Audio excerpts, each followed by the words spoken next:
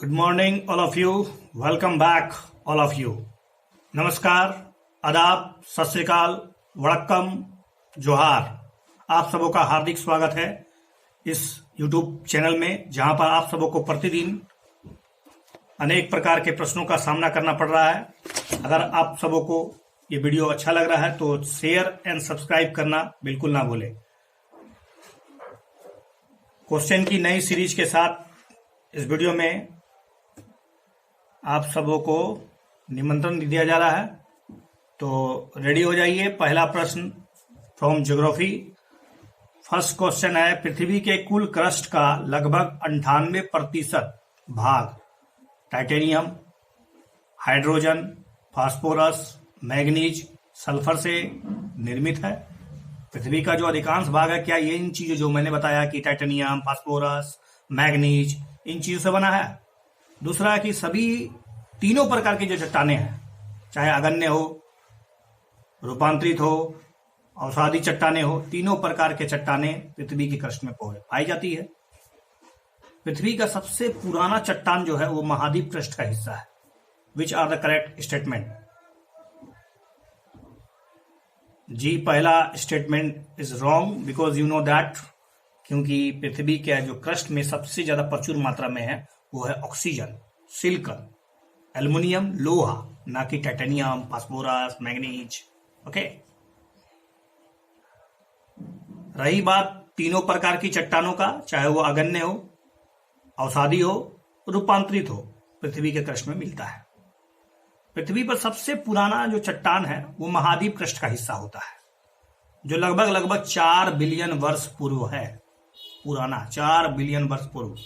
जबकि महासागर का जो चट्टान है, जो महासागर के अंदर जब आप डूबिएगा जाइएगा तो बहुत बड़े बड़े पत्थर हैं, वो जो चट्टान है, वो जो क्रस्ट है, वो लगभग 200 मिलियन वर्ष पुराना है, ज्यादा पुराना नहीं है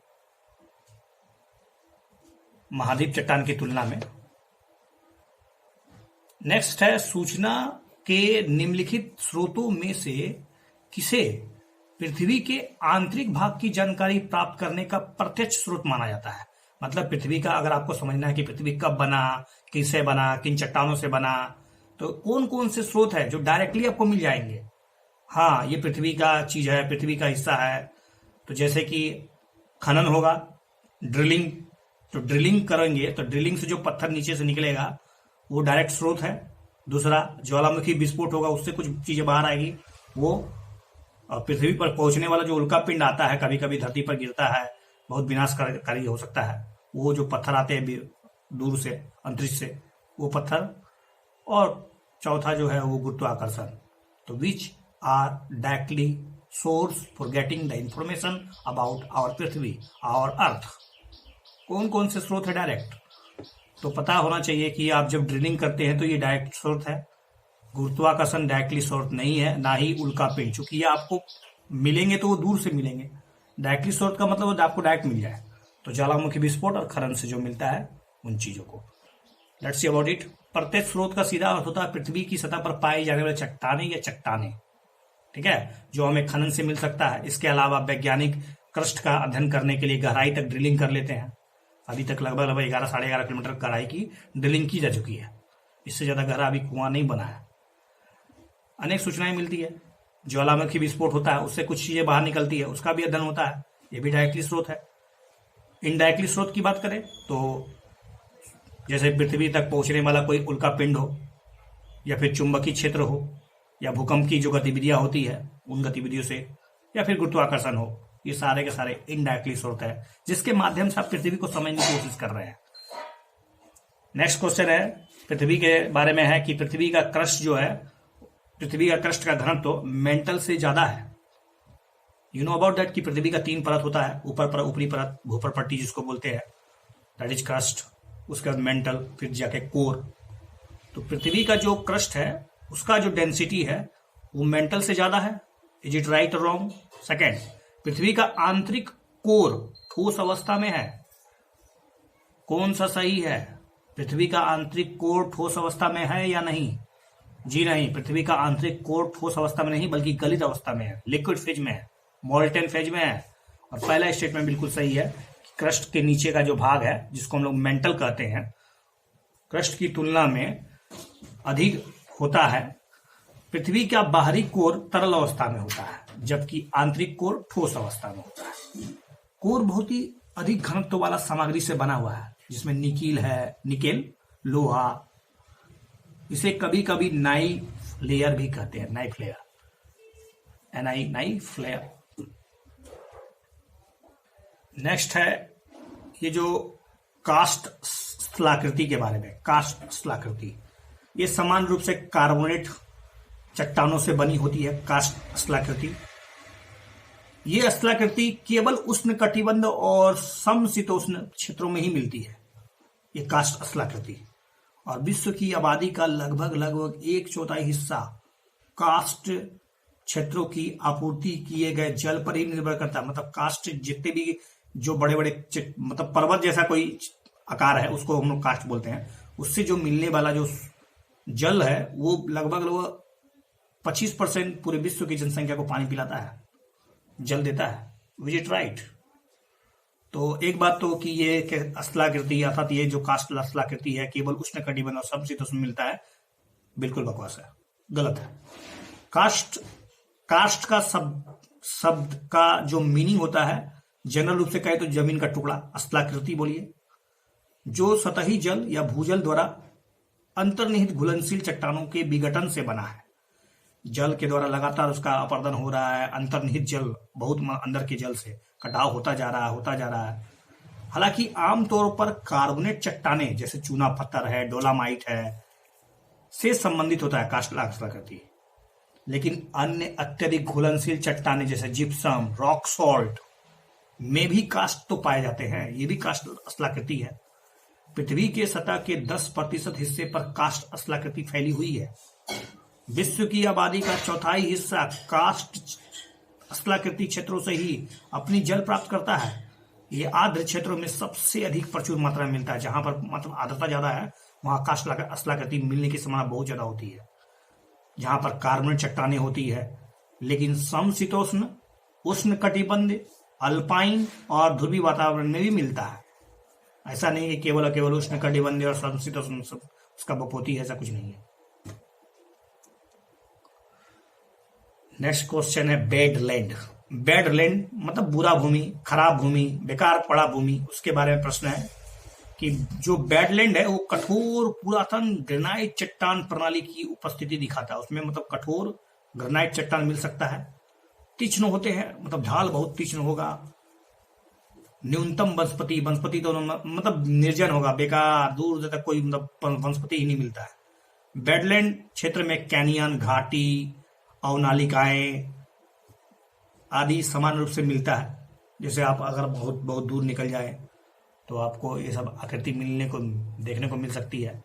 तो जी हाँ, बेडलैंड का सीधा अर्थ होता है शुष्क क्षेत्र। एक प्रकार का शुष्क क्षेत्र है जहां वायु और जल द्वारा और मृदा का बहुत बड़े पैमाने पर क्षरण हो रहा है। लगातार वायु और जल के द्वारा तेजी से मिट्टी का पूरा वनस्पति को उड़ा दिया गया है। बाढ़ ये सब आते हैं, खत्म कर रहा है चट्टान। इसकी सामान्य विशेषता जो है तीक्ष्ण ढाल होगा, बहुत गाढ़ा ढाल होगा, ससरने में न्यूनतम वनस्पति होगी, रेगोलित का अभाव होगा, जल जो होगा, जल का जो अपवाह प्रणाली है बहुत तेज होगा। ज्वालामुखी चट्टानी भूभाग यहां पर हो सकते हैं। बेडलैंड क्षेत्र में कैनियन, घाटी, अवनालिकाएं, बूटी, मेसा, हुडू आदि सामान्य है। नेक्स्ट क्वेश्चन है मोरेन। मोरेन हिमनद की सतह पर अपरदित मृदा और चट्टानों का संचित मलबा है और हिमनद के साथ साथ बहता है, ये प्रभावित होता है। मोरेन लोयस एक प्रकार की तलछट है जो विश्व के कुछ हिस्सों में उपजाऊ शीर्ष मृदा का निर्माण करते हैं। Which are the correct? दोनों के दोनों कथन सही है, बिल्कुल। मोरेन जो है हिमनद की सतह पर अपरदित मृदा है और चट्टाने हैं और संचित मलबा है और हिमनद के साथ साथ बहते रहते हैं। ये मोरेन के निर्माण में तलछट और बोल्डर हो सकते हैं। पीछे हटते हिमनद द्वारा मोरेन का निर्माण होता है। लोयस में सूक्ष्म खनिज कण होते हैं जिन्हें हवा द्वारा निक्षेपित मतलब लालाकार हवा द्वारा उसका डिपोजिट किया जा रहा है। ये किसी क्षेत्र में अतीत में घटी हिमनदी गतिविधियां का एक उत्पाद है। यह खनिज कणों का एक अवसादी निक्षेप है। इसके कण धूल या कले की तुलना में थोड़ा सा मोटा होता है, लेकिन रेत की तुलना में थोड़ा महीन होता है। लोयस एक प्रकार का गाद है जो दुनिया के कुछ हिस्सों के उपजाऊ टॉफिल्स बनाते हैं। लोयस एक प्रकार की तलछट है जो विश्व के शीर्ष कुछ उपजाऊ हिस्सों में शीर्ष मृदा टॉप लेयर का जो मृदा है उसका निर्माण करते हैं। निम्नलिखित में से किस भौगोलिक विशेषता की सबसे कम औसत ऊंचाई होती है? मतलब किन किन क्षेत्रों में जाया जाएगा ऊंचाई इसका सबसे कम है? मैदान का, डेल्टा का, पठार का या द्वीप का? तो डेल्टा सबसे कम ऊंचाई वाला क्षेत्र होता है। लिथोस्फेरिक प्लेटें बहुत ही मंद गति से संचरित करती है, मतलब बहुत कुछ साल में कुछ मिलीमीटर कर सकती है। कारण क्या हो सकता है इसका? इसका कारण होता है पृथ्वी के अंदर का मैग्मा का संचलन। देखिए, स्थल मंडल जिसको लिथोस्फीयर भी बोलते हैं कई प्लेटों में बटा हुआ है। लिथोस्फेरिक प्लेटें एक रूप से एक दूसरे में संचरित होती है, चलती है, गति करती है। आपको ये जानकर बहुत ही आश्चर्य होगा कि प्लेटों की जो गति होती है इतनी मंद होती है कि कुछ साल में कुछ मिलीमीटर ही कर सकता है, जिसके कारण पृथ्वी के अंदर पिघले हुए मैग्मा की गति होती है। निम्नलिखित कथनों पर विचार कीजिए। नेक्स्ट क्वेश्चन कि मध्य महासागरीय कटक के शिखर के दोनों ओर स्थित चट्टानें निर्माण अवधि, रासायनिक संरचनाओं और चुंबकीय गुणों के संदर्भ में देखा जाए तो एक जैसे होते हैं, समान होते हैं। मध्य महासागरीय कटक, you know about that, mid oceanic ridge, इसके जो कटक होते हैं, इनके जो चट्टानें होती है, इनके जो निर्माण अवधि होती है, रासायनिक संरचना देखा जाए, चुंबकीय गुण देखा जाए तो लगभग इक्वल माना जाता है। मध्य महासागरीय कटक के शिखर से दूर स्थित चट्टानें बहुत अधिक युवा है। Which are the correct? I think you know about that कि मध्य महासागरीय कटक की जो चट्टानें होती है जो उससे बहुत दूर होता है वो सबसे पुराना होगा ना कि नया होगा।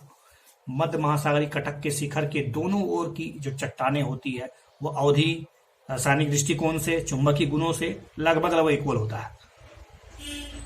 मध्य महासागरीय कटकों के निकट के चट्टानों में सामान्य ध्रुवीयता पाई जाती है, पोलरिटी दोनों में सेम होता है और अधिक युवा होती है। ये मध्य महासागरीय कटक के शिखर से दूर स्थित चट्टानें अधिक पुरानी होगी। जो जितना दूर होगा मध्य महासागर कटक से वो उतना ही पुराना होगा।